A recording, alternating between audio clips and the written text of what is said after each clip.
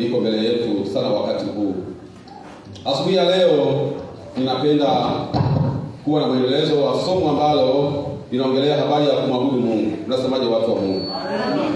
Tunahitaji kujifunza sana na hatimaye tuweze kujua namna ya kumkaribia Mungu wetu aliyeumba mbingu na nchi. Kama nilivyosema wiki iliyopita kwamba watu wengi huwa tunakuja kanisani lakini hatuji kumwabudu Mungu wa mbinguni. Na hivyo basi tumekuwa na mazoea na desturi. Makanisa mengi wanakwenda kanisani sio kumwabudu Mungu. Watu wengi wanakwenda kanisani kuomba. Bwana Yesu asifiwe. Amina. Kuna tofauti kati ya kuomba na kuabudu. Wengi wanakwenda kanisani kwenda kumuomba nani? Kwenda kumuomba Mungu. Bwana Yesu asifiwe. Amina. Lakini pia wengi wanakwenda kanisani kwenda kujifunza neno la Mungu. Tofautisha kati ya kuabudu na kujifunza neno la Mungu. Lakini hayo mambo ni matendo ambayo yako ndani ya ibada. Nikwambie hivyo ni vifurushi ambavyo viko ndani ya nini? Ya ibada. Bwana Yesu asifiwe. Waebrania au Waisraeli ambako ndio chimbuko la nini? Wokovu kutoka kwa nani? Kwa Wayahudi. Unapoongelea habari ya kuabudu, neno la Kiebrania kuabudu linamaanisha shakat. Bwana Yesu asifiwe. Amina.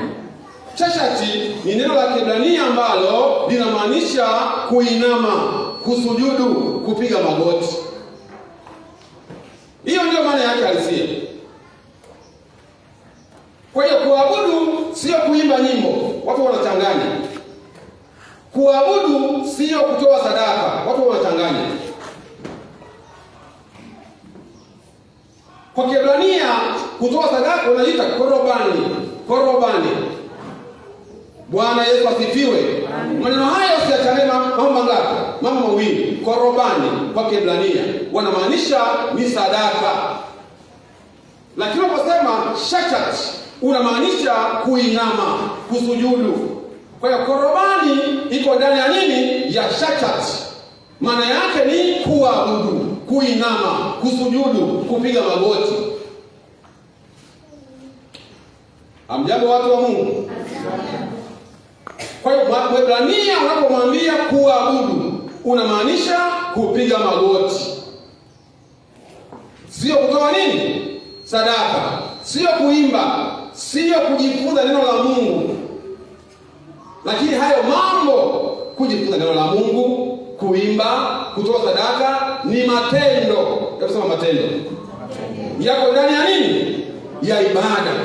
Lakini ibada inasimama tu kupiga magoti, kusujudu, kuabudu.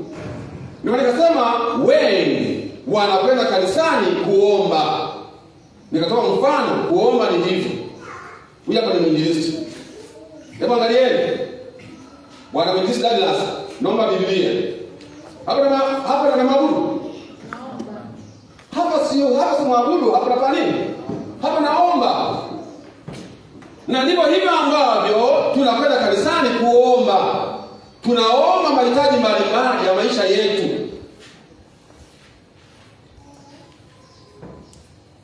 Lakini hapa nikihitaji kumwabudu simuombi.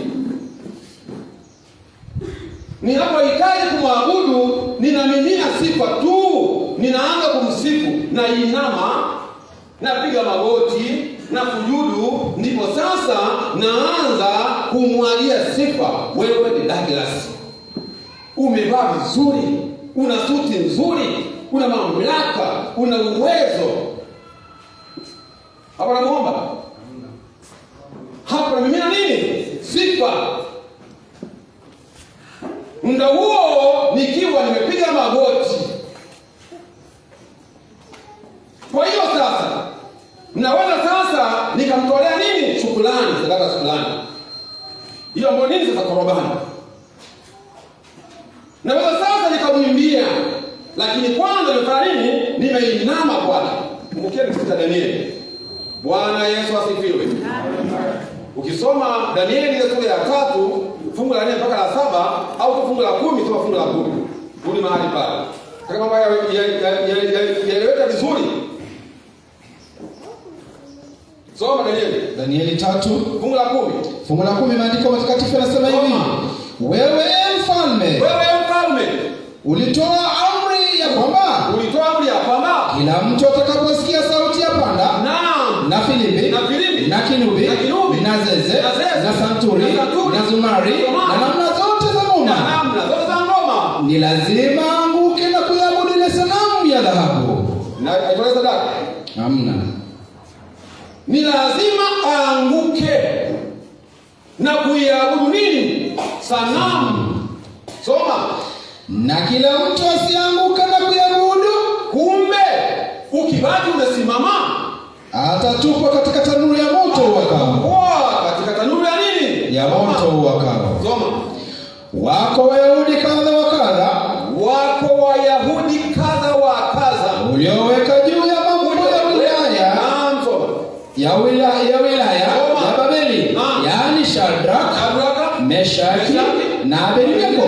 Watu hawa mfalme hawakukujali wewe, hawakuimiliki miungu yako. Sema mahali pasi. Kama makini, maana yake hawa kina Meshaki, Abednego walibaki wamesimama. Kusimama sio nini? Sio kuabudu. Lakini kwenye mstari walikuwepo. Kama ni kanisani walikuwepo. Kama kwenye jumuiya walikuwepo. Lakini tueti kwa kuwa hawakuinama, walihesabika ya kwamba hawajaabudu. Leo makanisa mengi wanakwenda kanisani kuomba, wanakwenda kanisani kujifunza, sio kuabudu. Maana unakuta mtu amekaa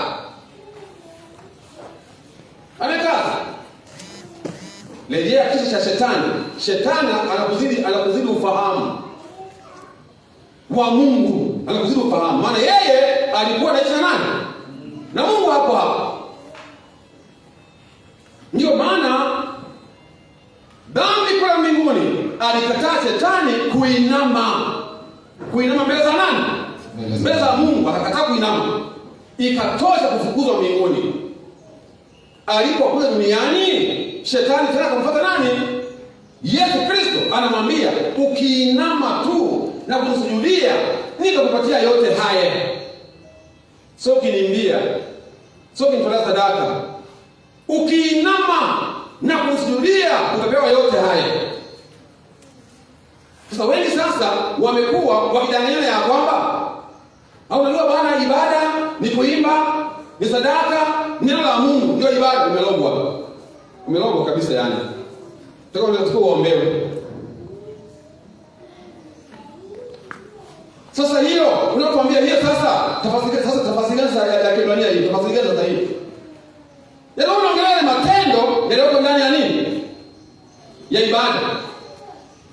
Kuabudu inaishia kusujudu, kupiga magoti, kuinama. Mwisho hapo. Hiyo ndio maana kama ninaabudu. Ndio neno kama naabudu.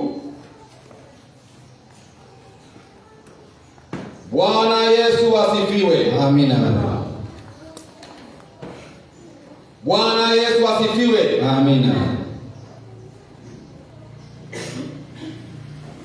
Unajua tuko mbele za Mungu hapa mahali hapa hivi, sawa? Ndio maana kuna Zaburi inatuambia, "Njooni fanye nini? Tuabudu." Fanye nini anasema? Tuabudu, tupige nini? Tupige magoti. Hebu someni kwa makini Zaburi 65. Hebu ipitie kwa mafunuo mapya tena Zaburi 65. Njooni tuabudu, tusujudu, tupige magoti. Roho ya unabii, manabii na wafalme, sura ya 2, ukurasa wa 21. Soma mahali pale. Imeandika nini mahali pale?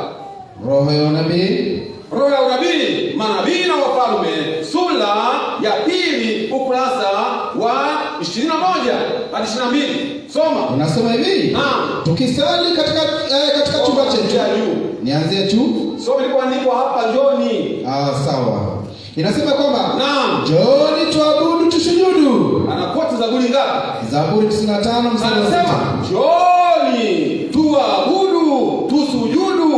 Tupige magoti mbele za Bwana aliye juu. Magoti mbele za Bwana aliye juu. Soma. Tukisali katika chumba chetu au kanisani. Basi tunaposali chumbani kwetu, yani nyumbani kwako. Sio makini hapa. Nyumbani kwako au wapi? Au kanisani. Ndio watu wa Mungu. Naongelea na watu wa kiroho. Naongea na watu wa kiroho. Wanaotaka mbinguni, siongea wapiga debe. Roho ya unabii inasema, maana nawaambia sasa, ukiona jambo linafanyika hapa, jua limechunguzwa mara 7. Mungu amenipatia kalamu hali ya juu sana ya uelewa juu ya roho ya unabii na Biblia, pamoja na Askofu Thomas. Amina. Ukiona jambo linafanyika mahali hapa, jua limepikwa, limechunguzwa mara 7. Rudia hapo. Tukisali wapi? Inasema kwamba tukisali katika chumba chetu au kanisani. Sali chumbani kwako, huko nyumbani kwako au kanisani. Soma. Inatulazimu kupiga magoti mbele za Mungu. Ni lazima, ni lazima upige magoti mbele za nani? Mbele za Mungu. Yaani nyumbani au wapi? Kanisani. Kwenye basi unaweza kusali umekaa. Kwenye ndege unaweza kusali umefanya umekaa. Ila tunaongelea mahali ambapo pametengwa rasmi kwa ajili ya ibada. Nyumbani au wapi? Kanisani. Halipo ombi hata moja la kuomba mmekaa. Sasa tunaniambia, mbona Ezekiel omba amelala? Alikuwa unaona huko. Kwa sababu Ezekiel omba yeye amefanya nini? Alikuwa na huko. Kujiu hapa sasa uweze. Soma. Popote tu ambapo ni haki kupiga magoti. Piga magoti. Yesu ambaye ni kielelezo chetu. Yesu ambaye ni kielelezo chetu akapiga magoti akaomba. Soma. Luka 22 mstari 41. Ndio soma. Kuhusu wanafunzi wake. Wanafunzi wake. Imeandikwa kwamba hata Petro pia akapiga magoti akaomba. Soma. Matendo ya Mitume 9 mstari 40. Naam. Paulo anasema, kwa hiyo nampigia Baba magoti. Nampigia Baba nini? Magoti. Kwa mimi na wanangu wako mahali hapa. Wakija kunisalimia asubuhi, wanapiga nini? Wanapiga magoti. Kunisalimia sasa. Ndio. Si ndivyo hivyo? Hapo nafanya nini? Hapo wanajiweka chini ya nini? Ya mamlaka yangu. Hiyo ndio maana yake. Ni kuonyesha ya kwamba mimi niko chini ya nani? Chini ya huyu unapopiga magoti kwamba niko chini ya nani? Ndio maana yake, ndio tafsiri yake. Ndio maana niwaambia ni marufuku kwa kijana anahitaji kuoa, halafu anakwenda kupiga magoti kumvalisha kwenda nani? Bibi harusi. Utakuwa umetalenda mamlaka ya. Soma. Waefeso 3 mstari 14. Naam. Ezra alipokuwa akiungama dhambi za Israeli, naam, alipiga magoti. Alipiga magoti. Soma. Soma Ezra 9 mstari wa 5. Naam. Danieli alikuwa akipiga magoti mara 3 kila siku. Niwe Ezra 9 tumeikote hapo ina nini mwongozo wetu. Sasa niona hapa. Amina. Pia tumeweka mahali pale. Asante. Soma. Aha. Danieli alikuwa akipiga magoti mara 3 kila siku. Naam. Akasali. Danieli anapiga magoti mara ngapi? Mara 3 kwa kila siku na saa. Kuna watu wanawaambia, kuna watu eti wao wanaiga maombi ya Danieli la siku 20 ngapi? 21. Hapo wanaomba wanafanya nini? Wamesimama. Wewe kwambie, nilikwambia kuabudu sio kwamba Baba, tunakuabudu, Baba, tunakutambua Baba, wewe ni Mungu wetu, wewe ndiye mkuu, Baba, tunakuabudu wewe. Sio hivyo. Au ni maneno tu. Kelele. Hiyo ni kelele tu. Hiyo ni nini? Ni kelele tu.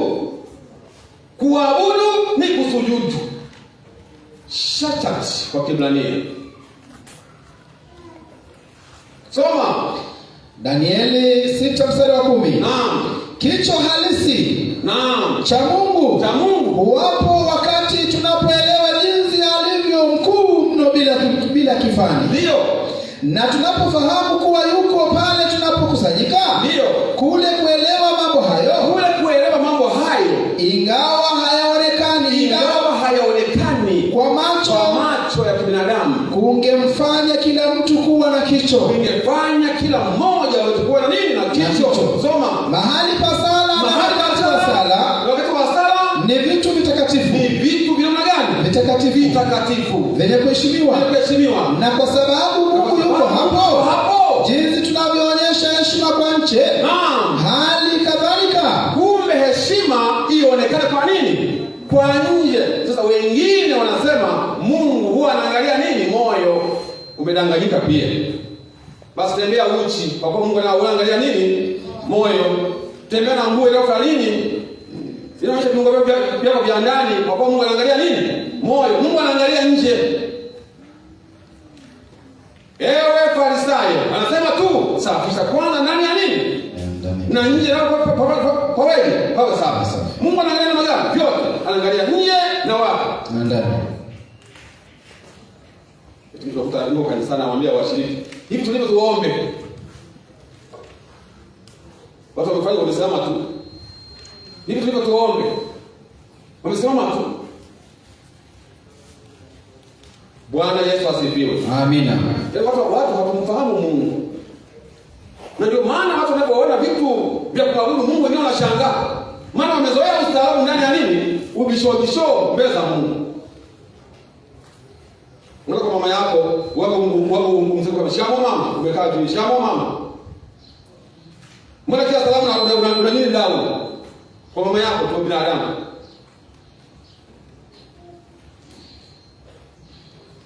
Rais tunapokuwa anahutubia, rais ni kiongozi wa nchi. Kwa nafanya nini? Anahutubia. Akimtaja tu mkuu fulani au waziri fulani, kwa kweli waziri fulani, tunakushukuru sana, umefanya kazi nzuri. Yeye akisema waziri, sasa jina fulani tu, tayari anafanya waziri. Anainuka hapo, anafanya nini? Anabend. Hata jambo fanya nini? Wakasema kaa tu umekuwa kaa. Hapo kwa Mungu, hivi ndivyo tuombe. Atumlaza kutoka hapo.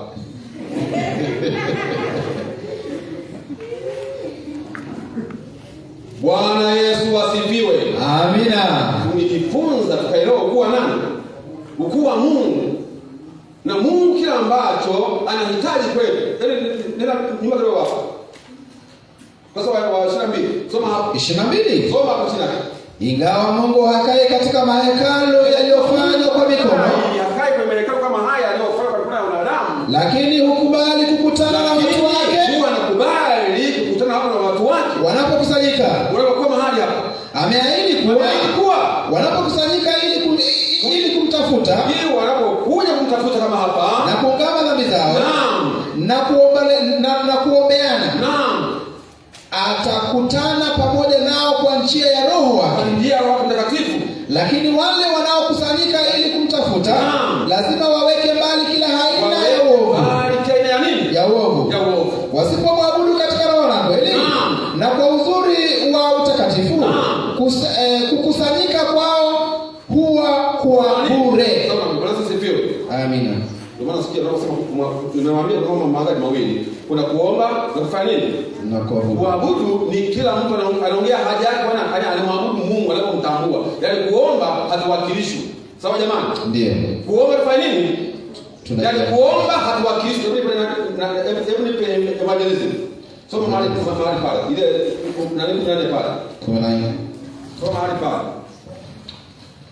Soma from the heart. Mei 12. Soma. Asante. Inasema hivi. Naam. Hapa kwingine haipoti sijaiweka. Soma mahali pale. Inasema, naam. Bwana anasema kupitia kwa mtunga zaburi. Yoyote atoe sadaka ya kushukuru. Unitukuza. Ibada ya Mungu inajumuisha sifa, sala. Kila mfuasi wa Kristo, wa Kristo anapaswa kushiriki katika ibada hii. Ibada hii. Hakuna mtu anaweza kuimba kwa niaba ya mwingine. Hakuna mtu ambaye anaweza akaimba kwa namna gani? Kwa niaba ya mwingine. Au kuomba kwa niaba ya nani? Ya mwingine. Amina. Bwana asifiwe. Amina. Ndio maana hapa inafika muda kabla afanye nini? Aombe mwenyewe. Sasa watu wengine tunasema hapo lakini unakuwa kama walokole umelogwa. Hujui Biblia. Wanachanganya ile habari ya Wakorintho wa kwanza 14:26. Hebu soma mahali pale. Kitabu ni cha Wakorintho wa kwanza. Naam. Kutumia Biblia hichi cha kisasa. Soma 14 mstari wa ngapi? Soma 26.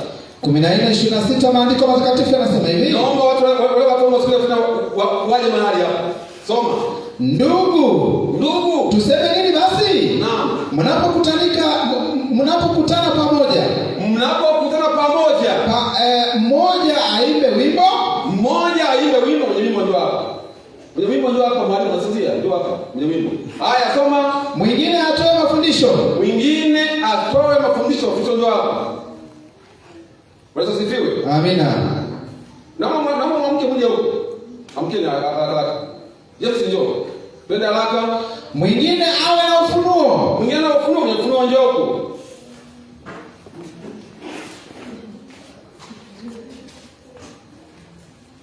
Kwenye ufunuo njoo huko.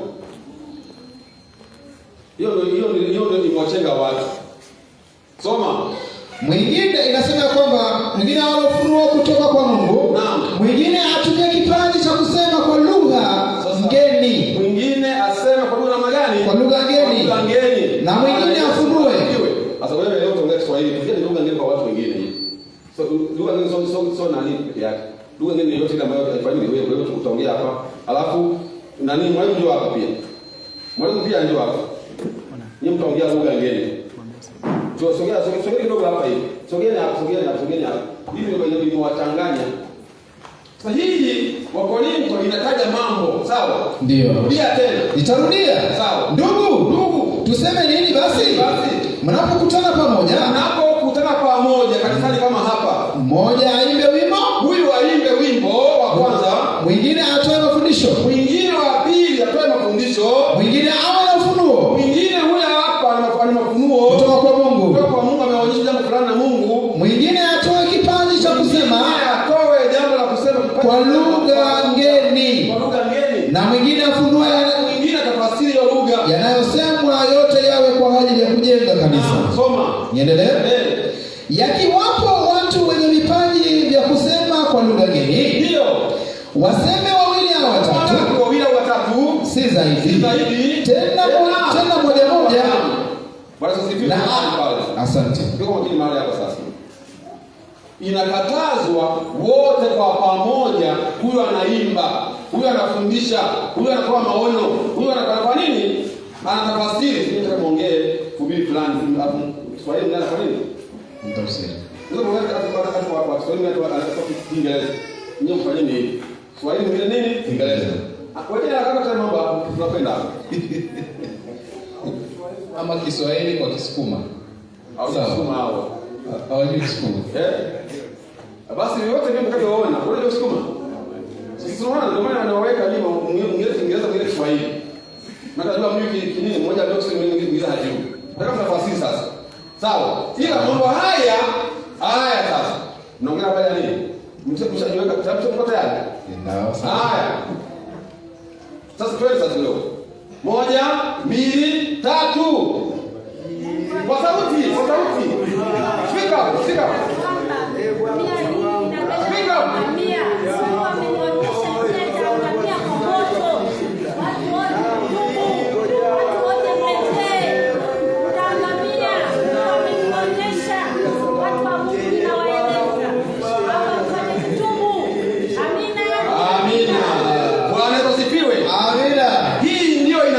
Isifanyike hivi. Ni mchafuko. Haya ni manini? Ni mchafuko. Ni machafuko. Mpaka hili. Amina, asante sana baba. Kwa Korinto ilienda nini? Ilienda hapo kwa haya ni machafuko. Kwa hiyo kama sasa angeimba mmoja, hawa wangenyamaza zamu kwa zamu. Mwenye maono tungekaa kama sisi wengine hapa nini? Maono. Bwana asifiwe. Bwana Yesu asifiwe. Lakini habari ya mwelekeo mmoja. Leo kwa siku ya leo nataka nisome kwa quotation ya roho ya unabii. Bwana asifiwe. Amen. Hebu nipatie kitabu cha roho ya unabii. Nipatie Gospel Workers. Namba ngapi? Namba 2. Namba 2. Gospel kazi 511. 500 ni evangelism. Nikutie evangelism kabla ya gospel kazi. Nipatie kwanza evangelism 511. Soma hapa. Kitabu ni cha roho ya unabii. Naam. Ni kitabu kinaitwa Evangelism, ukurasa wake 511. Soma hapa. Sio sawa kuomba kila mtu kwa sauti ya kelele. Jambo la kwanza, sio sawa. Sawa jamani? Ndio. Kuomba kila mtu kwa nini? Kwa sauti ya kelele. Ya kelele. Ila kila mtu atoe sauti yake kwa utulivu na heshima mbele za Mungu. Sio ndio mahali pale. Yaani sio salama kuomba kila mtu kwa nini? Kwa sauti yake. Hata wakati wa kuomba tuko mahali hapa kila mtu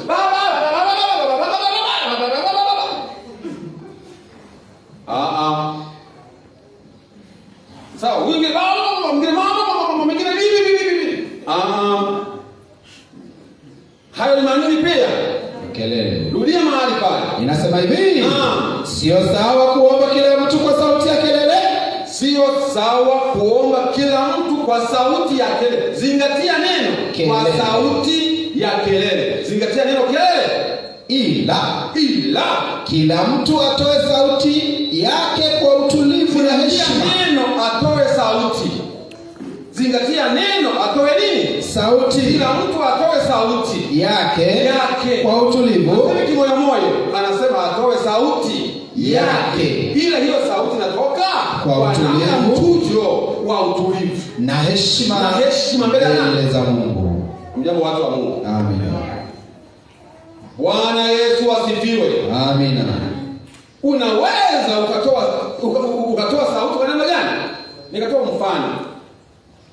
Wengine kwa moja sasa mpaka kama wala pole. Nikahoja. Hivi kwani maombi ya utulivu ndio umeanza ya kuona watu wanaomba kanisani pamoja ndio umeanza kuona leo? Kwa sababu ndio umeanza kuona leo? Hapana. Je, huko makanisani huwa hawagawanyiki wawili? Kuomba ndani ya kanisa? Wanatawanyika. Hawagawanyiki? Wawili? Wanatawanyika. Kanisa likiwa na watu 100, mchungaji anasema jamani sasa tugawanyike wangapi? Wawili kwa ajili ya kuomba. Watu wanagawanyika, wengine kwenye kona hapo, wengine pale. Wakati wangapi? Wawili. Ina maana kwa kuwa kanisa na watu 100 linaunda kikundi cha watu wangapi? 50. Hawa 50 wote wanafanya nini? Wanaomba kwa pamoja, ila hawapigi kelele. Wanaomba kwa sauti ya nini? Ya kicho. Hiyo ndio Mungu anataka sasa. Mungu anakataa makelele. Wewe nikwambie, hata kuhubiri mahali hapa, wote wanaongea. Hata kuimba Mungu anaitwa kwa kelele. Hata kuhubiri kwa neno gani? Kwa kelele. Pia Mungu hata kuhubiri mahali hapa. Usifikiri kwamba nahubiri kwa uzuri zaidi. Kwa mengine hapo nakosea, hata kuhubiri. Bwana asifiwe. Amina. Tufika kokote huko. Tunahitaji roho wa Mungu afanye nini? Atuongoze, hata kuhubiri tu.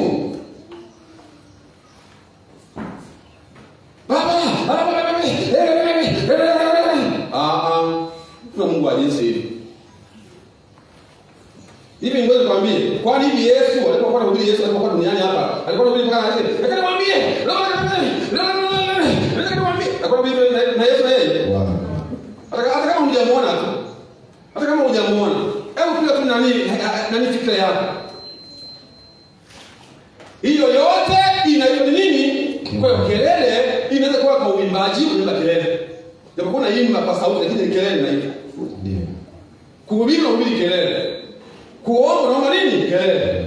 Bwana Yesu asifiwe. Amina. Pia evangelism. Tena 10. Namba 1. Asante. Soma. Evangelism ukurasa wa 510. Naam. Ibada ya kweli si kelele. Hiyo ninaongea. Ibada ya kweli sio nini? Kelele. Sio kelele. Vurugu. Bali ni ibada ya utulivu wa moyo. Ni ibada ya utulivu na shukrani ya moyo na sifa. Naam. Vinaweza kutolewa kwa sauti ya upole na heshima. Vinaweza kutolewa kwa sauti ya utulivu na nini? Na heshima. Bwana Yesu asifiwe. Amina. Leo nataka kusema dondoki ya unabii. Bwana Yesu asifiwe. Amina. Twende tena hapo Gospel Workers 178. Asante. Rudia mahali pale. Gospel Workers 178. Soma. Tunapokuwa mbele za Mungu, kila mmoja anaweza kutoa sifa. Kila mmoja anaweza kutoa sifa au shukrani kwa sauti ya utulivu. Naam. Hii huleta umoja wa kiroho na heshima mbele za Mungu. Huleta umoja wa nini? Wa kiroho na heshima mbele za nani? Mbele za Mungu. Tunapokuwa mbele za Mungu, kila mmoja anaweza kutoa sifa au shukrani kwa sauti. Kwa nini? Kwa sauti. Sio moyo. Kusema sauti maana yake ni kitu kinachosikika. Kwa sauti, lakini kwa sauti imetujika. Ina utulivu.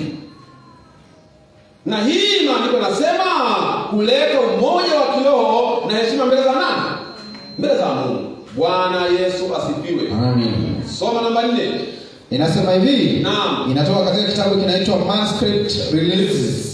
Volume 3 page 18. Soma. Inasema hivi. Soma. Wakati wa ibada kama hizi, kunapaswa kuwe na nafasi ambapo kila mtu anaweza kwa ufupi kumshukuru Mungu. Haleluya, watu wa Mungu. Amina. Wakati wa nini? Wa ibada. Kunapaswa kuwepo na nini? Na nafasi ambapo kila mmoja kwa ufupi anaweza kumshukuru nani? Mungu.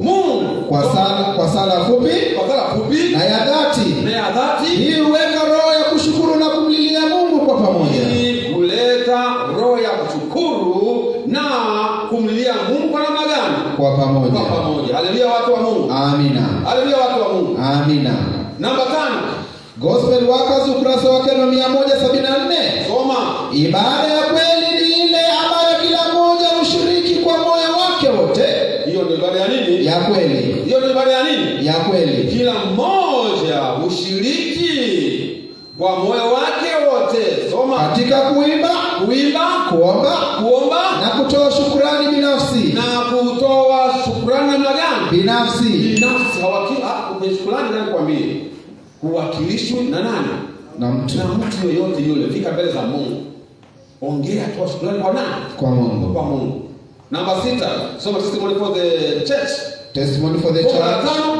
Ukasa 200. Inasema hivi. Naam. Tunapokutana pamoja kwa ajili ya ibada.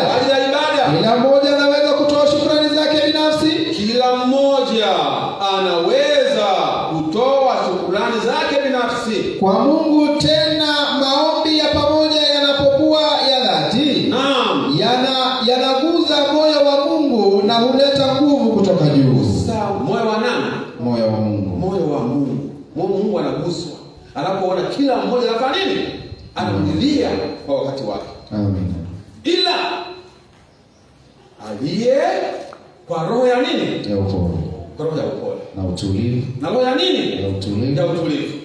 Bwana Yesu asifiwe. Amina. Hicho ndicho ambacho Mungu anakitaka. Soma tena Testimony for the Church, gombo la 9, ukurasa 278 hadi 279. Inasema hivi. Naam. Kila nafsi ina haki ya kueleza kwa Bwana mahitaji yake. Kila nini? Kila nafsi ina haki ya kueleza mahitaji yake na kutoa shukrani zake binafsi anazopokea kila siku, ambazo Mungu amekutendea kila siku. Eleza. Unapokuwa unatoa shukrani, anayeshukuru Biblia inasema ndio anayeabudu. Bwana Yesu asifiwe. Amina. Namba 8, Testimony for the Church, volume 1, 337. Inasema hivi. Naam. Maombi ya pamoja. Naam. Ni nguvu kubwa. Maombi ya pamoja ni nini? Ni nguvu kubwa. Soma. Kila mmoja akitoa maombi kwa sauti. Kila mmoja, everybody. Bwana asifiwe. Amen. Anatoa nini? Maombi kwa sauti. Maombi kwa nini? Kwa sauti. Mbingu husikia. Kila mmoja.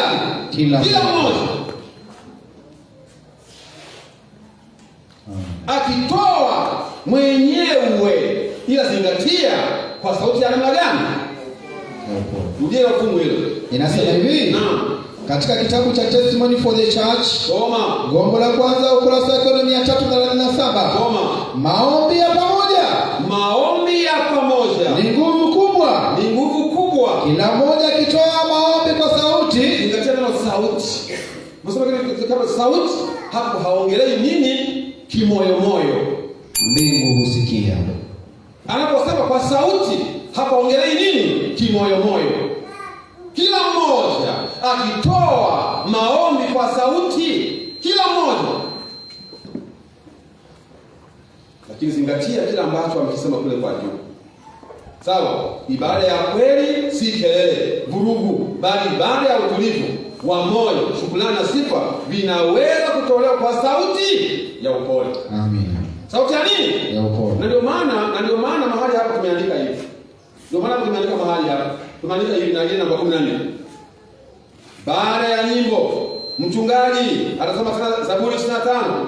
Fungu la 3-7 na kuwatolea wito washiriki wapiga magoti na kumwabudu Mungu kwa kulisifu jina lake na ukuu wake na matendo yake ya ajabu. Kila mshiriki atatamka kwa kinywa chake kwa sauti ya upole na kicho akimwabudu nani? Dhambi wapi hapa? Maana hii nini tu, yani hii maana yake kumbe ni nini? Ni quotation moja kwa nini? Moja kwa moja quotation hii. Ndio ujira wa Mungu alivyo. Tumeandika Biblia kwa quotation.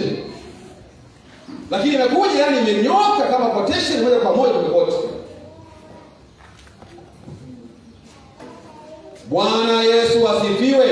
Kila mmoja anatoa kwa sauti, sio moyo moyo, kwa sauti. Rudia hiyo evangelism 510. 510. Rudia hapo. Ibada ya kweli si kelele. Ibada ya kweli si kelele. Vurugu. Bali ni ibada ya utulivu. Ni ibada ya utulivu. Wa moyo wa shukrani. Wa moyo wa shukrani. Na sifa. Vinaweza kutolewa kwa sauti ya upole na heshima. Vinaweza kutolewa kwa sauti ya nini? Ya upole na heshima. Na heshima. Kila mmoja.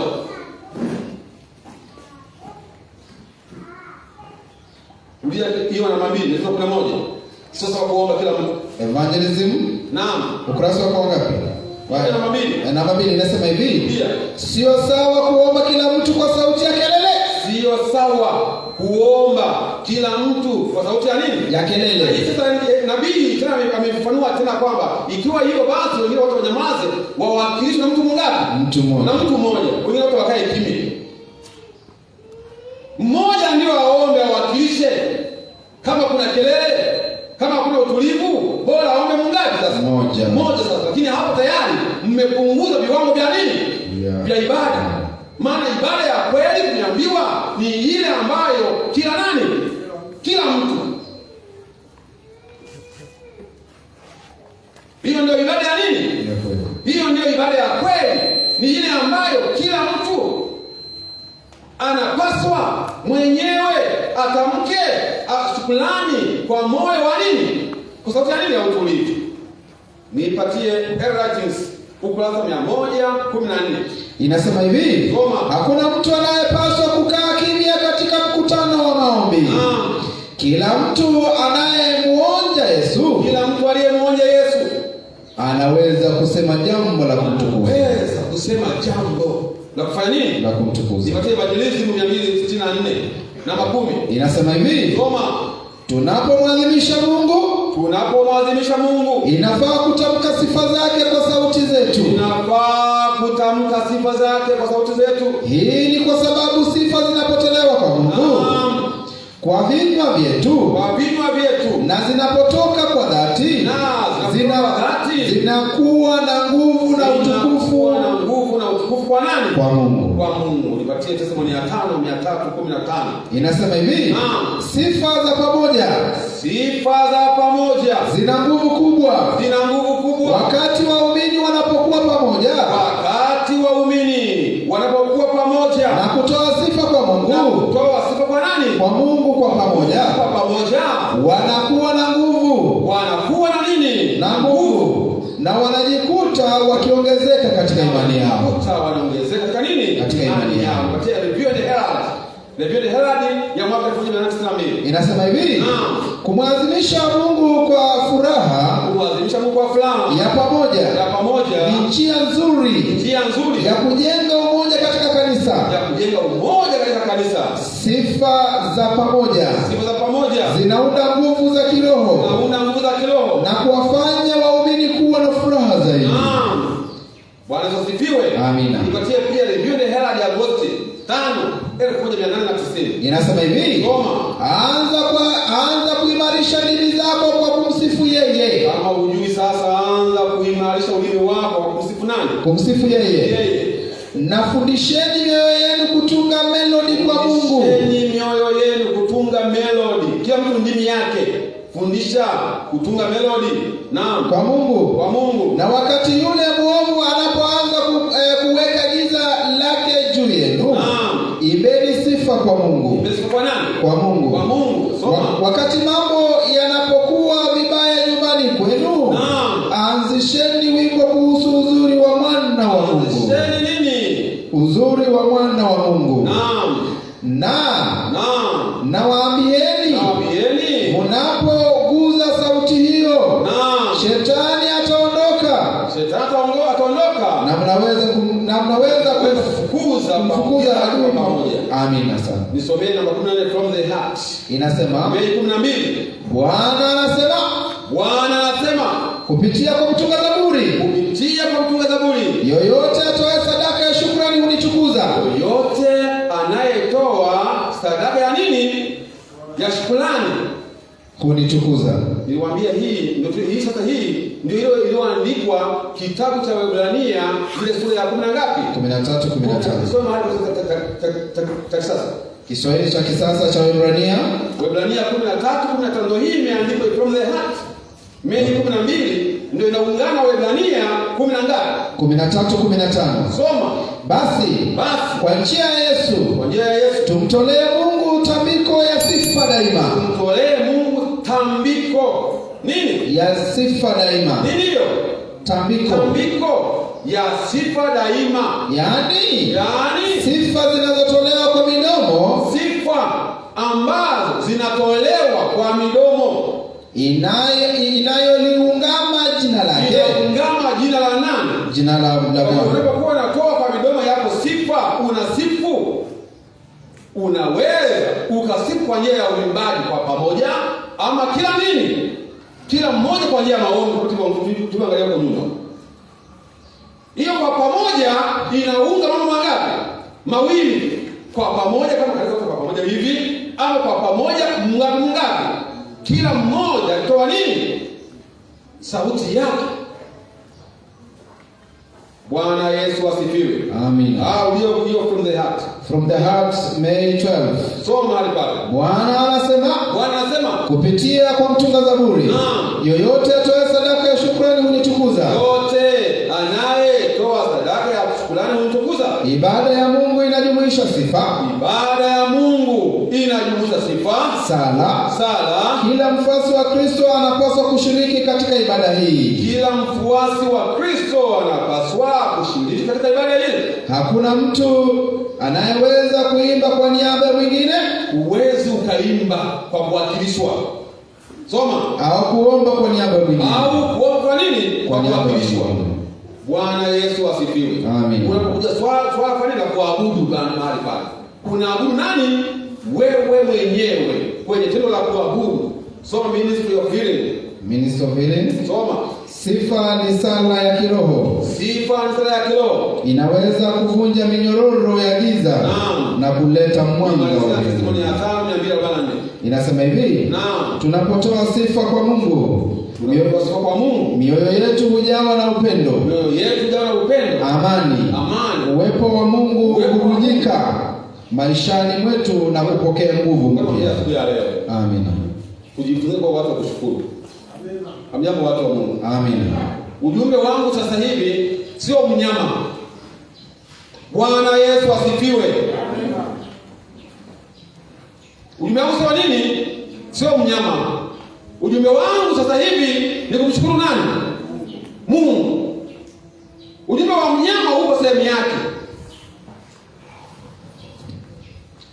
Nimechukulia wahubiri wengi sana. Unajua ujumbe wa mnyama ni ujumbe wa Isaya. Sura ya 1 mpaka sura ya 5. Ole wao wanaoamka asubuhi na kufuata kinini? Kileo. Ole wao wanaofanya ole wao, ole wao, ole wao. Unaposema ole wao, wewe kuna vidole vimefanya nini? Vimekusonta wewe. Wewe ni mnyama.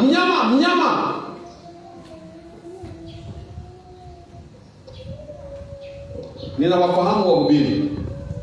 Ninafahamu kwaya. Nafahamu wahubiri, nafahamu kwaya mbalimbali. Ambao mahubiri yao ilikuwa ni ya mnyama. Lakini wao wenyewe hata Ukristo wao hauboreshi kumwabudu Mungu kwa njia nini? Kwa njia ya kweli. Leo wameasi wote. Na kwaya zile hazipo zote. Huo ndio ukweli. Papa jifunge kibwebwe, wamepatikana watu ambao wako tayari kufanya vita na wewe, muone toka hapa. Kama nyumba yako hii niwaambie hiyo nini? Hiyo ni taalamu tu hiyo. Yaani ni taalamu kama taalamu zingine. Nikaonya hao wanakwaya. Kwa wale wakahama hapo nikawaonya. Kama mtumishi wao. Kama mwinjilisti wao. Ndio niko mwinjilisti. Sema nani siku hizi ameanza kulegeza, sio nini na yeye ameanza kulegeza. Nawaambia hiyo ni taalamu. Kwanza tu hata roho ya unabii haituambii kusema ujumbe kwa namna hiyo. Hata kama ni ukweli, kuna namna ya kusema kwa njia nini? Kwa njia ya upendo, ili mwenye dhambi aone dhambi yake. Sio mipasho. Wakanipiga leo wao wahubiri wote hao wote hawapo, kila mtu chali huko kwa yeye huko tutambatika. Sasa nini? Hata papa hajajivua kinini? Kibwewe umeshaanza tayari.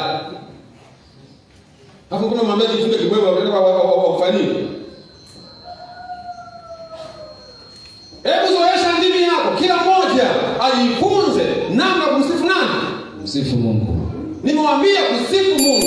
Hiyo ndio ibada ambayo Mungu anapendezwa nayo sana. Kila mmoja usiende kanisani, uende leo kanisani. Uende muda huko kanisani, lakini toka asubuhi mpaka muda hujaabudu. Na umetoka nyumbani, umeenda kanisani, umebeba nini? Biblia. Mpaka unatoka kanisani hujaabudu. Kuanzia asubuhi tu umejifunza lesoni basi. Lesoni tu. Kwa lesoni ni kuabudu Mungu. Ukaimba wimbo. Kwa kuimba ni kuabudu Mungu. Ni kama hayo manini? Ni matendo yaliyoko ndani ya nini? Ya ibada. Kuabudu ni kudondoka chini na kuanza kueleza mambo yao kwa Mungu. Watu wafanye hivyo makanisani. Na hata kama wakiabudu, anakuwa mchungaji mmoja tu anawaombea nini? Kwa hiyo mtu anajua shida zenu nini, watu ndio hapa, watu 100. Mlimwambia kila mmoja. Niombe huduma kuu tu, mnapiga magoti pale. Na lenyewe anaombea kazi yake ya nini? Ya mahubiri ambayo yako wapi? Yako mbeleni. Na washiriki waseme amina. Baada ya hapo neno na sadaka nendeni nyumbani. Toka kanisani kufanya kumwabudu Mungu. Wewe mwabudu Mungu wapi? Uliinama, ulitamka, ulieleza. So umefanya yale matawi ya ibada. Matawi ya nini? Matawi ya nini? Sema ibada hujumuisha, sema ibada hujumuisha. Kumbe ibada ipo, ila hujumuisha sadaka, hujumuisha nyimbo, hujumuisha nini? Neno. Hayo ni majumuisho ya kwenye nini? Ya kwenye ibada. Lakini kuabudu ni kuinama chini. wewe mwenyewe unaanza kueleza. Ukimaliza hapo umeabudu. Baada hapo sasa unainuka, unamwimbia ule mwabudu. Unainuka, unamtolea kwa nini? Ule mwabudu. Bwana Yesu asifiwe. Amina. Mungu atufungulie neema yake. Amina. Ili ya kwamba tujue kwa undani zaidi namna ya kwenda mbele zake. Kwa njia nini? Kwa njia ya heshima, kwa njia ya kicho, kwa njia ya utulivu. Niwaambie, watu wengi nimegundua maombi yao hayajibiwi.